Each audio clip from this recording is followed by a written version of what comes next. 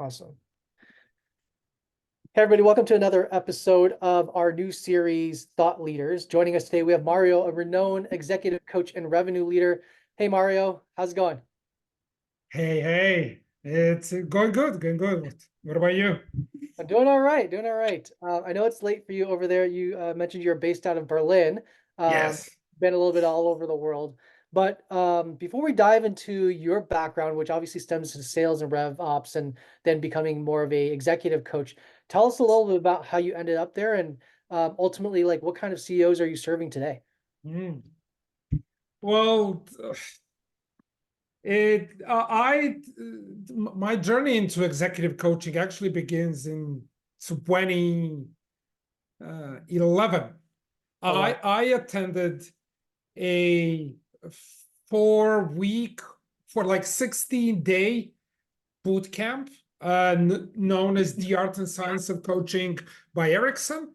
And I was very early on introduced to what is then very early stages of executive coaching. So, not a lot of people back then doing even coaching, not just executive coaching, right?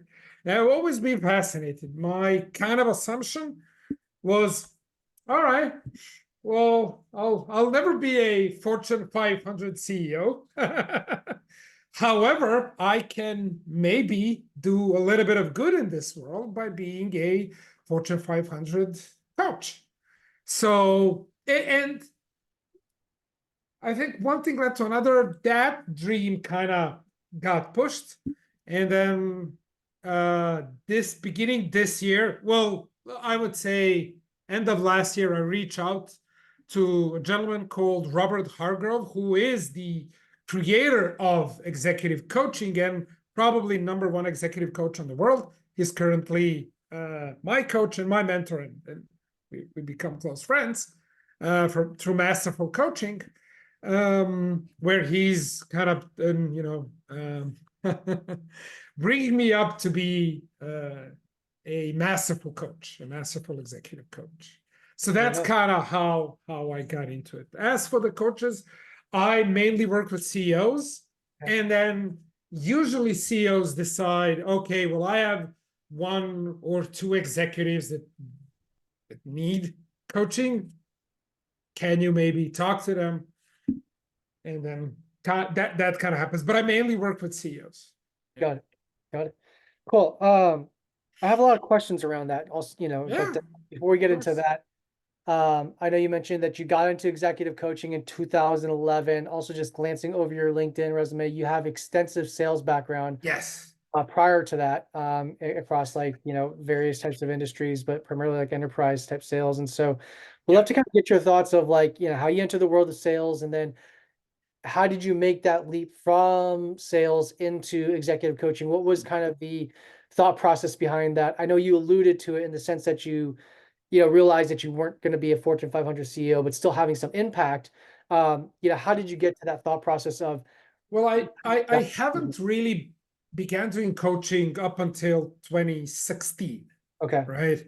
Uh, as you correctly noted, I've been in sales and revenue, like revenue ops for a long time. I'm a um, 4-time VP sales, 2-time CRO, led multiple companies, multiple startups, multiple millions, multiple 6 and 7 deals closed. Um, but I was always fascinated by the role of, let's say, manager as a coach or leader as a coach. That was always kind of phenomenal for me.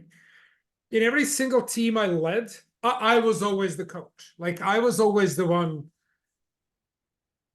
trying to better my team, trying to make them be not just better salespeople, but better, just better people. Um, and that kind of stuck. But I would say the origins of all of that a little bit come from my mom. Shout out to my mom. She won't watch this. She doesn't speak English. Uh, but my mom is both a neurologist and a psychiatrist. So I grew up when I was 15, 16, 17 years old, reading Sigmund Freud, Eric Fromm, Carl Jung at a very young age. I was really fascinated, but I never wanted to work clinical, right? She worked clinic. I never wanted to do it. I always wanted to go in business. So I was kind of really fascinated by it. So opportunity came, but as is, it's easier to be a part of the group than going it alone. And fortunately, last year I decided, okay, I'm gonna roll the dice. I'm gonna go on my own. I found a phenomenal mentor, Robert Hargrove. Go check him out. He's a pioneer in this. He's like just no words.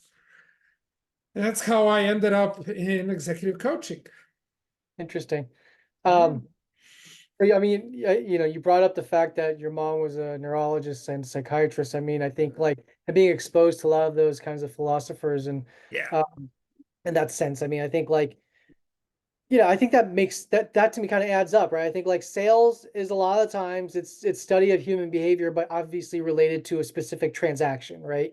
And so to me, I can see a natural, I guess, graduation to coaching because it is also a study of human behavior, human patterns, and then how do you get them to perhaps break some of those negative patterns and focus on, Yeah. correcting those into a way that makes them more productive. Did you ever think about it in that way, or what? Well, here's how I think about it. Um, for most people working in sales, it is then I'm just gonna do a little bit of intro just Yeah, to drive the point home. For most people in sales, it is a dream to close a six-figure deal. Most salespeople don't do that. hmm, Even a greater number or a smaller number closes seven-figure deals, right? So the ones that do, or the ones that don't, rather, they see these CEO, let's say CEOs of Fortune 500 as like unicorns, right? Like mythical beings. No one talks to them, no one, but they are human. They have hopes, dreams, fears. They are human as rest of us. They worry about different things. They worry about their company. They worry about all the things we worry about, maybe on a different, like a bigger scale, but they are human. So I really don't see it any different than if I'm coaching a CEO of a, let's say, 100, so let's say 200 people company versus 1,000 to 2,000. It's not that different. fair. It is a little bit about scale, but it's not that different, to be perfectly honest. Got it. I mean, I would say that, we've been doing this live in-person founders roundtable series now. We've been to like 12 different cities where it's all founders, right? From everything from post-seed, talking about, smaller companies to publicly traded companies, right? Hmm. And so the one commonality, and I think that's very true because you harp on this point, is that the way that one of the takeaways I've seen is like the way that some of these super large companies, got organizations that are managing thousands of people, Yeah. publicly traded or what have you, the way that they manage problems is the same way as the CEO of the startup pre-seed manages a problem in terms of like the emotional Yeah. implications and the toll, right? Obviously, the impact of not solving that problem is a much bigger scale for the larger company, but Yeah. the process of how you solve the problem and the process and the journey emotionally and also just I think like as a human being is all the same. And Yeah. that's I think that's something that you just echoed on. That being said, I'm curious as to, is there a certain types of um area of expertise, like a certain personality type, certain size stage of company that you tend to focus on? And then would like to dive deeper from there. But Yeah. Yeah. So for personality, the answer is no. The only two traits you do need to have for me to work with you are highly coachable and ambitious. how do you I quantify that in the beginning of a conversation? I'm curious. Well, you have this is something that is called a coaching conversation where I ask different questions. I see what are the goals. I poke you a little bit, Okay. right, to see how you will readjust for reaction's sake. And then I will literally see, oh, you are coachable or you are not coachable, like you're kind of very stubborn, set in your ways. and you are like very ambitious, and you can check for those things, just the different questions. It's Sure. not that difficult. As for size, my specific niche at this moment is between 100 and 1,000 people, Okay. and these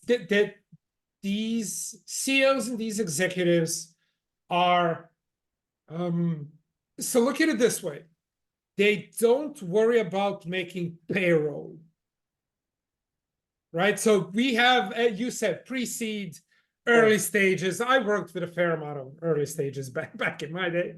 They all struggle to make payroll. They all struggle to make the next investment, to raise money for operations and stuff like that. Once you grow up past certain number, let's say 100 or 200, you know, like payroll, like you're done.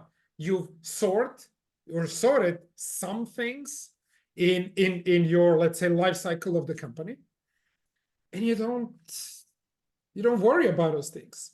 Now I coach for something that is called a legendary company, and you and I we'll take a deep dive into this. So a legendary company is a company where everyone is just delighted by the company. Everyone loves it. Everyone loves buying from it, and everyone wants to work for it. And we all know examples, both small and big, of legendary companies. So that's why I said you got to be highly coachable, but also you need to be ambitious. It's perfectly fine if you don't want to build a legendary company, if you want to build a sustainable business that does good, that provides for the families, that's okay. Just I'm not for you. Got it. And in these situations, I mean, like, are there specific use cases that they are coming in with? Or is it just, I'm a general sense of, overwhelmed or like seeking some kind of direction, and then you figure out what like a plan is? Or is there already like a topic of addressable points from the very beginning of the conversation? So Chris, it really ranges from the echelons of let's make a plan. Let's how do I make my executives communicate better? That's, by the way, one of the biggest fears of every CEO, that especially as the company grows, that their executives will have their own agenda and will not look for true north. Whatever true north is for the company, right? Like putting their own agenda in front of the common good. To like mundane things. The secret is, after 6, 7, 10 months, a year, the coaching actually becomes a little bit of friendship, and you need to be very careful how you as a coach manage that relationship, because we now spent a year together working on something big, something phenomenal. And that's a very tricky relationship between a coach and a client to maintain. Not to get into, not to give out advice. It's very easy to dish out advice. So try not to do trying, at least I'm trying not to fall into that trap. Got it. It's almost like a therapist for business. I no. No? I hate the word no. Therapy is useful. Therapy is always oriented towards the past and past issues. Coaching is focused on results and the future, and it is always forward. Got it. Got it. So yeah, if you have unresolved issues, which most of us do, I do encourage you, get into therapy, talk to a good therapist, someone who can poke around your past a little bit, just to get those things resolved. But if you really want to work on success in future, that's coaching, Got it. specifically executive coaching. Got it. Got it. So going down that path, right? So, you work with CEOs or executives. I mean, what is like, I guess, like the most typical like first conversation like, right? Like they're coming in, they have, again, you just mentioned a bunch of a spectrum of different cases that they might come in with. Do you have like a set of questions? Are you first like initially qualifying them again based on what you mentioned in terms of like having ambition and then being coachable? Is that typically the first conversation, or are you diving into the Yes. weeds also around Yeah, what? yeah. The first conversation is centered always around your vision, and Okay. whether it's short-term or long-term vision. So why are we here? Why are we talking? And what is the, so we at Masterful Coaching, we call it the impossible future. So what is your impossible future? And I before I have a session, I always send out like a, let's say, like an agenda email where I say, hey, tomorrow or in 2 days when we have our first, like, let's say, exploratory coaching, so we call them coaching conversations, uh, we would like to talk about the impossible future. What is the impossible future for you? What does it mean for you? Why is it important? Why do you want to achieve it? What will happen when we get there? And so on and so on. So I want to see where you are with your vision, both for yourself as a person, as a human being. Let's say if so, Chris, if I would have coached you, we would call this Chris 2.0 or Chris 3.0, right? And then what would be the vision for the company, right? In 1 year, in 3 years, in 5 years, where do you wanna be?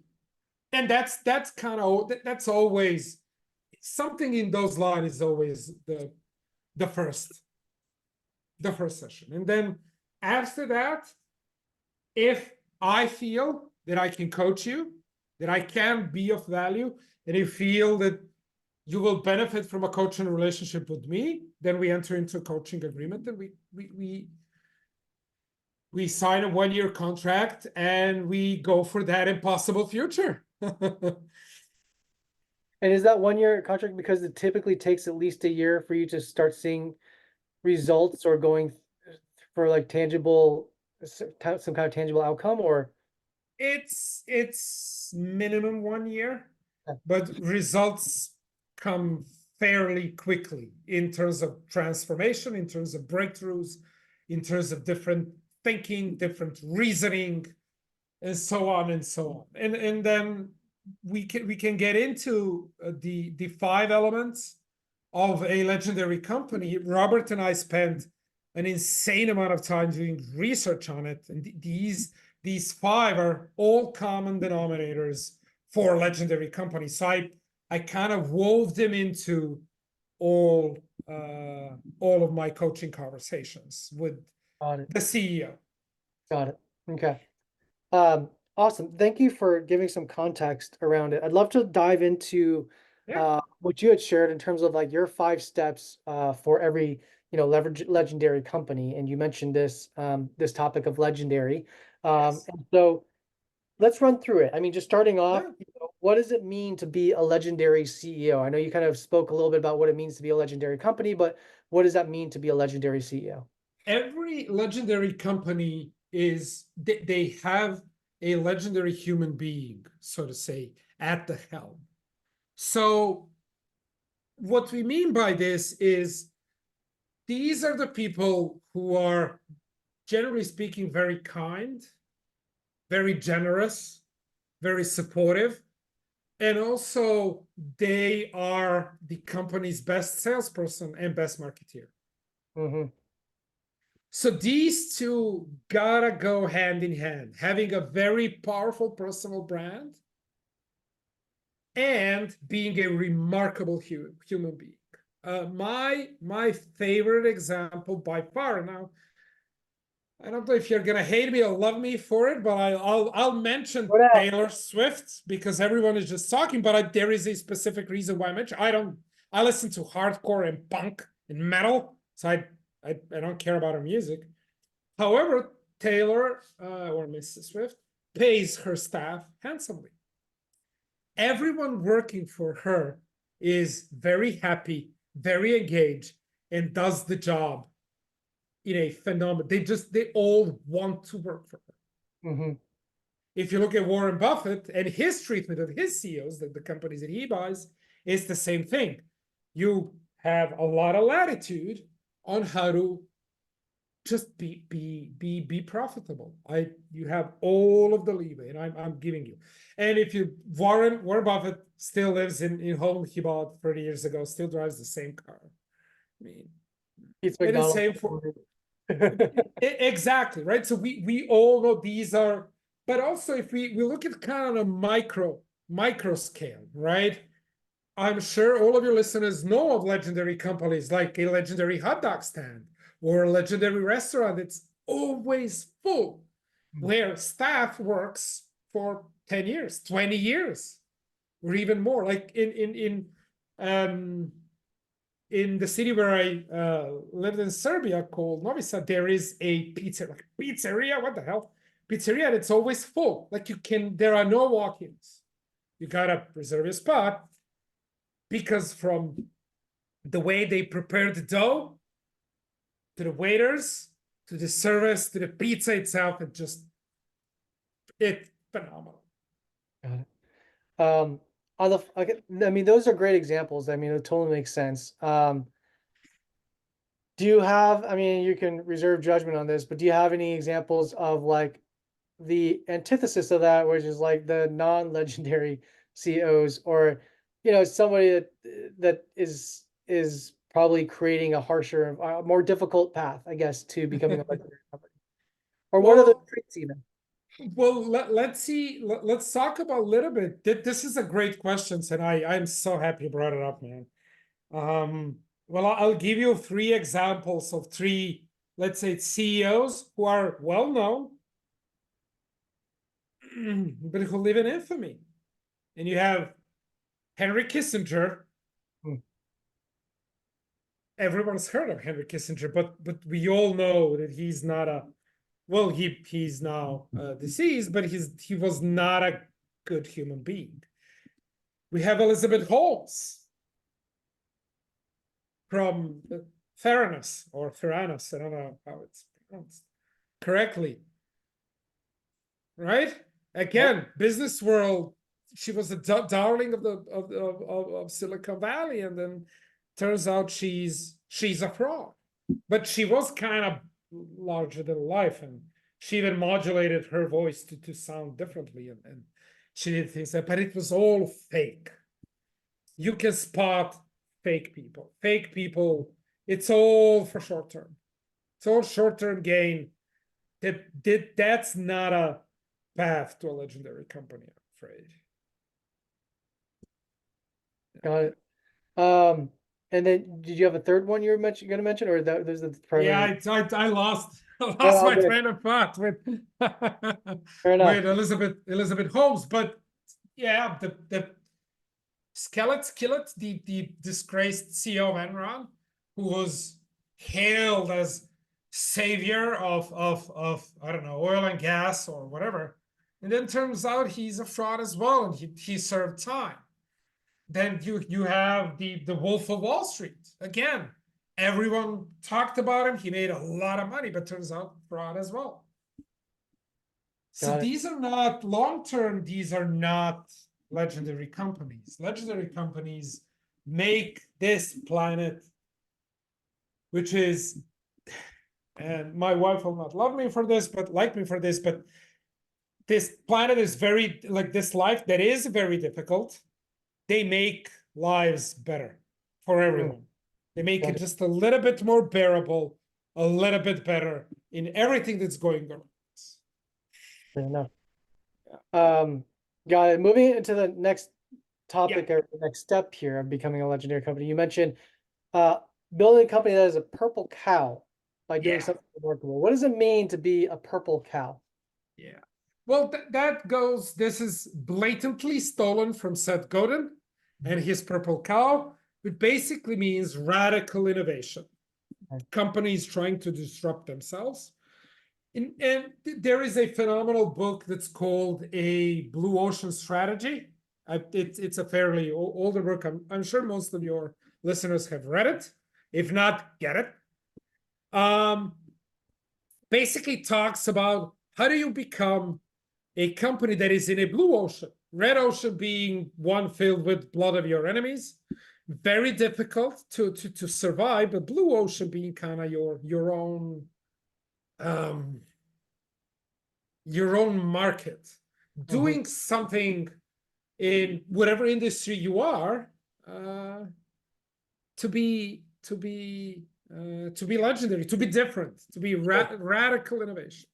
In Got it. my three favorite examples, and these are all US examples, is LL Bean. I'm sure you guys know of the outdoor company. They created such phenomenal, let's say, waterproof, either clothes or things to wear in kind of wilderness. And I know that the boots you wear, like you buy them and then you just buy another pair 15 years after because they're that they last for 15 Yes. years. Nothing like my sneakers are annihilated after 1 year, like completely. Got it. Then the second one, this is actually comes from Robert. This is Robert's favorite example. I'm just gonna give you the short of it. It's called Flo's Hot Dog. This is a hot dog stand near Boston. It's been a long time. I don't know how, I think over 20 years. And at every single point in the day, there are over 25 cars Mm. in front getting to buy it. They have their secret sauce. Robert loves the secret Got it. sauce. What they're using. And then the third one, which is my favorite, is like, look, if I say motorcycle, what comes to mind? Harley Davidson. Come on, man, you're wearing a hat. Like, I'm not seeing a Kawasaki or Honda or Suzuki or I don't know the what I don't know bikes. Sure. So whatever other logo or brand there. Harley Davidson fans tattoo the logo on their bodies. I mean, what other fans of a company do that? Yeah.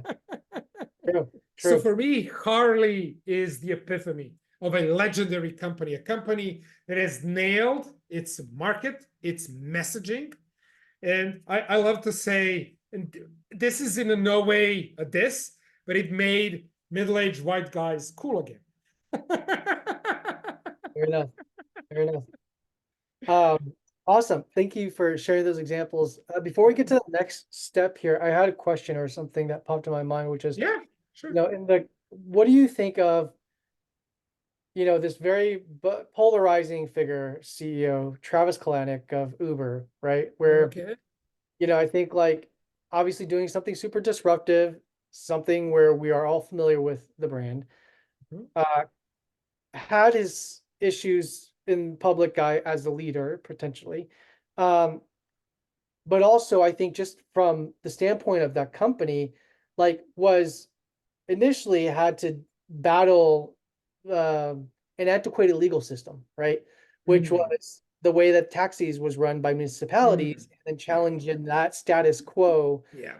and essentially somewhat running like an illegal business to a certain degree in order to then create or get into the basically a market creator where there was this big impact on humanity. Like we can't probably think of like a world now without Uber or what Uber represents in terms of that transformational change of on-demand everything, physical goods or physical transportation. So curious as to your thoughts on that kind of case. Well, if you read all 5 steps, you will see that Uber doesn't fall in step 5. There you go. We, Okay. we will talk about it. I am not doubting Uber's impact on our world, but I will argue that it maybe did a little bit more harm than good Mm, with the gig economy, with lack of healthcare, with you know me coming from Europe, we do have phenomenal healthcare. I know that's an issue overseas, a little bit, especially for the gig economy. Yeah. So, and I'm not sure Uber is profitable. They turned a profit. Not sure. I would need to look into that. But for a long time, they haven't been. They have disrupted. But Uber and is many Silicon Valley startups following that model, basically did where they disrupted. They put in very low prices in hopes of cornering the market, where at some point they will increase the Yeah. prices. For me, that's not a legendary company. It's a Mm. disruptive company, but it's not a legendary company. And plus, I do vaguely remember Travis himself having some questionable moral run-ins, choices, and he was ousted as the CEO of Uber. I don't know. In my humble opinion, and I can't claim that I'm no expert, but they in my book they don't fall into the realm of legendary company. Fair enough. Well, thanks for giving us that hot take and just I think it's a valid point because obviously there's a spectrum of also types of companies, and so just want to Yeah, understand things like what yeah, makes sense for you under these qualifications. So the next thing you mentioned is building world-class systems and processes, right? So yeah. uh this is difficult, especially I think like the types of companies you're talking about moving from. I think world class in 100-person company versus 1,000-person company is so different because Oh yeah, the more people, the more complicated processes becomes. But the goal is to, I think, like always, it's an art, but to dumb down into the most simplistic way possible that yields the most optimal outcome. But curious to yeah. see your thoughts on what that means. Well, let's look at a very simple example of a fictional startup. So you and your two buddies begin. You have this phenomenal idea how you just change the world. And then you build something, you code something, you create something, you get a little bit of venture capital, hire a few people. But it's still you and your two buddies doing the sales, doing software development, just creating everything. You don't need anything. You know everyone. Heck, you all living in one apartment, right? And then you kind of hit something. You get to your first 10, 20 clients if you're in B2B. You getting some revenue coming in, or you kind of you get one territory, quote unquote, conquered if you're B2C, and you raise a little bit of money. Now there's 100 of us, it's 100 of you. Now the systems and processes you had in place are no longer working. They're no longer valid to where you are currently. And as you pointed out correctly, as you grow to 200 to 500, those same systems and processes, and consequently in systems theory, which I'm a huge fan of and an avid learner and researcher, it's called unintended and unintended feedback loops, right? This is what every system needs. Once you build out a system, you do need to monitor the feedback loops and what are the intended and unintended. They just are no longer valid. Systems don't work, right? And we've seen this. Let's just take sales as a very simple example. You sell to anyone who would listen to you. Then you kind of develop your ICPs. Oh, let's go after our ICP. And then you go after your ICP, and then you grow. And then, oh, well, let's now have territory management. Oh, let's hire someone for Pacific, someone for mountains, like each time zone. Oh, all right, well, let's expand to Europe. Oh, heck, Europeans speak different languages. Well, I need someone for Dach. I need someone in UK. I need someone for Nordics. 4 languages, by the way. There, I need someone maybe for South of Europe. All right, 7 languages there. Eastern Europe, okay, 10 languages. Right? Oh, what about Asia? Well, you have Middle East. What the hell am I going to do that? I have Turkey. a little bit in political turmoil, but it's still 80 million people living there, a very fairly rich market, and so on and so on. Mm, Right? So it kind of get very complex as you grow.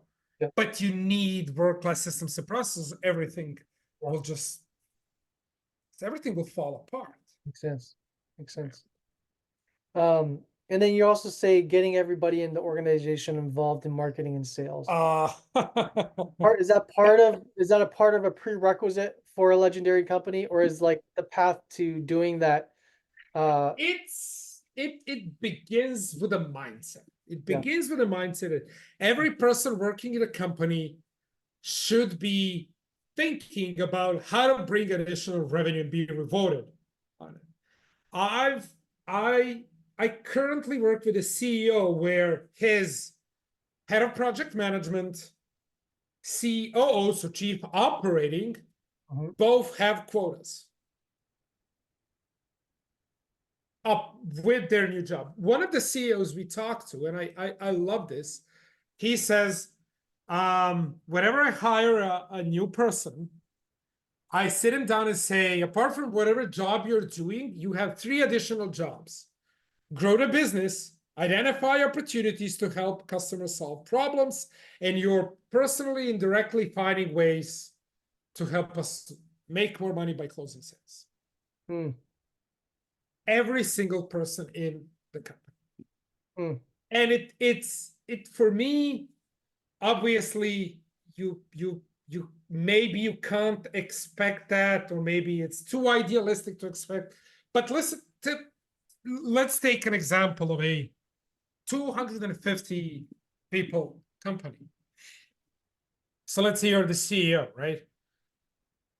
Does your CFO know the CFOs of all of your top 10 or top 15 largest customers or potential clients? Does your CTO know the CTOs of your 15 largest customers? And same for head of sales or chief revenue, and same for head of client success, and even chief people's officer, head of HR. Do they know their counterparts in your 50 largest companies? I will bet my ass the answer is most likely no, they don't. Because we get siloed in mhm. and we only look at what, again, one of the biggest fears of every CEO is that his executive team is not working properly. It's not working as a team. Everyone is kind of siloed in. CTO has what CTO does, and then CFO just takes care of the finances, says no to everything. And then chief revenue, your job is to grow revenue, but what the hell is product doing, and what the hell is client success doing, and oh my, like, see what I'm going with this? Yeah, yeah, makes Right? sense. So this is what legendary companies do. Legendary companies, every single employee thinks about, how can I make revenue? How can I be of service to my customers? And how can I grow the business personally? Got it. Yeah. Last point here is being, as we're hitting up the top of the hour, but staying cash flow positive, right? Yeah. Hence my Uber. Yeah, yes, yes.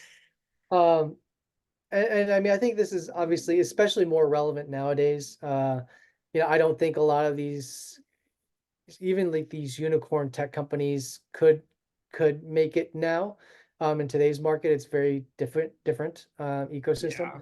Um, even like an Amazon, for example, is so different in terms of when they started and timing and everything. So yeah, talk to us about cash flow positive, in terms of, is it a requirement? Is it a path to, It, because a lot of ways to look at it. yeah. When you turn profit, right? And me coming from Europe, most of European companies kind of have this built in that they need to be profitable as soon as possible, and then use money for growth. And then again, be positive as like like it's not growth, it's being net positive as soon as possible. a little bit different mindset in Silicon Valley, which is grow at all or was grow at all Yeah. cost. But it's when you turn cash flow positive, what do you do with that money? Are you reinvesting in the company, or you're buying, setting up bonuses to your executive team, buying expensive cars and watches? And I knew a buddy of mine who's a phenomenal business intelligence engineer, so BI engineer. He worked for a company, Italians, where, and if he's looking, he'll know I'm talking about him. When they raised their first big round, what they did is they took everyone to Lake Como for 5-day extravaganza, spent a buttload of money instead of being conscious with it and spending it where it needed to be spent. So are you buying expensive cars? Are you dishing out bonuses to your executive? Like what's happening there? How are you spending the excess money you get? Legendary companies are careful on what they spend their money / cash on. Hmm. It's as simple as that. Yeah. Awesome. And thanks for taking the time. One last question here before we Yeah. let you go is, you know, with AI and everything, you know, there's this hot topic of um the future flex of these big companies will be how small of a team does it actually take to build $1 billion company, right? Mhm. Like by leveraging these different types of tools out there. Yes. Um, Thoughts on that idea, and you know, how do you feel like AI is changing then potentially the landscape of executives in terms of required executives and as part of like a key component of growing a business, if at all? Just curious. Um, I can tell you what the executives I talk to have Sure. to say about that. They are both a little bit scared, but a little bit excited of what AI can bring. And don't forget, we are in 2024. Yeah. So last year we saw like the LLM, like large language models kind of, but we've been living with the AI for over 10 years. And remember, whatever we as civilians use, military has been using it for over 10 years. Mm-hmm. So we've been using and living with the AI for a long time. We just didn't know it.